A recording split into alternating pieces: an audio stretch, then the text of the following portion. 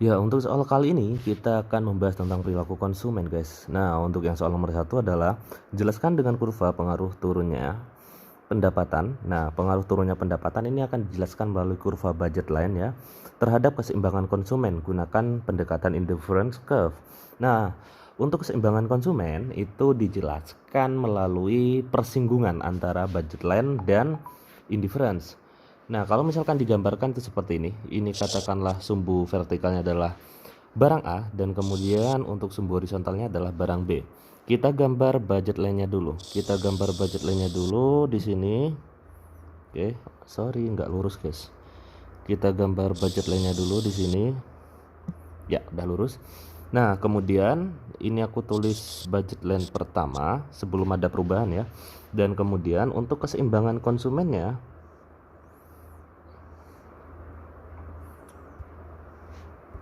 oke, untuk keseimbangan konsumennya tak gambarin dengan garis ungu sebagai indifference curve 1.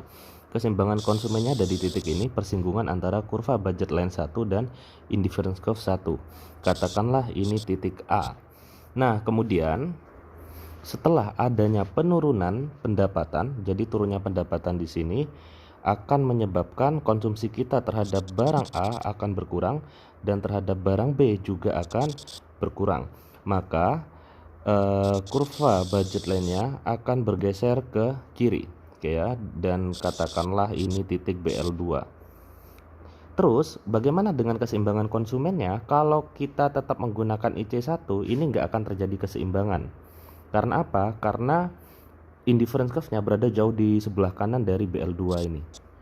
Jadi budget kita di sini tapi kita ingin kepuasannya di sini kan nggak bisa. Duit kita di sini tapi teman-teman maksa ini gitu loh untuk tetap di IC1. Nggak enak men gitu loh. Kredit juga, ngutang juga dan lain sebagainya.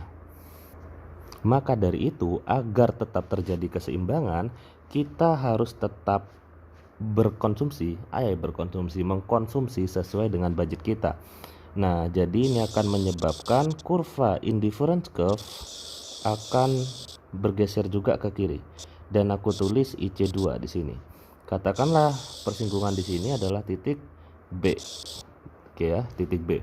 Nah, jadi keseimbangan konsumen yang baru ini adalah di persinggungan antara BL2 dan IC2 atau disebut juga sebagai titik B. Nah, bagaimana penjelasannya? Oke, jadi aku tuliskan untuk penjelasannya. Oke, penjelasannya adalah pengaruh turunnya pendapatan. Ini kita tulis ulang ya. Jadi pengaruh turunnya pendapatan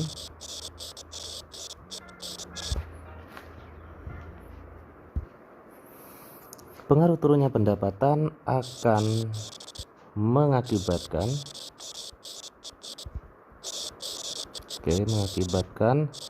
garis anggaran atau istilah lainnya adalah budget line bergeser ke kiri, yakni dari BL1 ke BL2. Jadi sini kasih keterangan BL1 ke BL2. Oke ya. Sehingga menyebabkan juga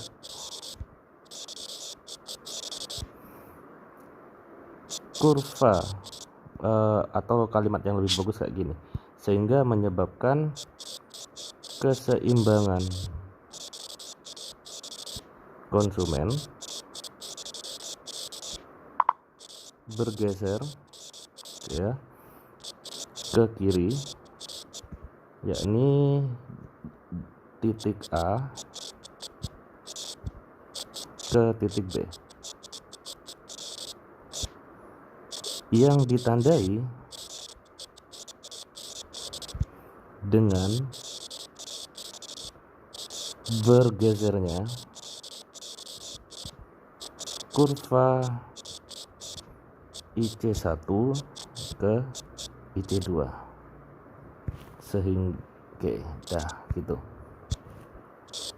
sehingga atau kalimat yang lebih bagus ya terserah teman-teman sih, maka persinggungan antara IT2 dan BL2 yang merupakan keseimbangan